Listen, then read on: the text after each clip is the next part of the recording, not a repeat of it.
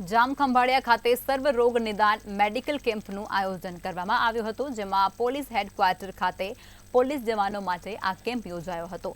Police જવાનો ચુસ્ત અને ફિટ રહે તે માટે આયોજન કરવામાં આવ્યું હતું। ત્યારે પોલીસ હેડક્વાર્ટર ખાતે તમામ હોસ્પિટલના સહયોગથી પોલીસ પરિવાર મેડિકલ કેમ્પ યોજાયો હતો, જેમાં મોટી સંખ્યામાં પોલીસ જવાનો અને તેમના પરિવારજનોએ લાભ લીધો હતો।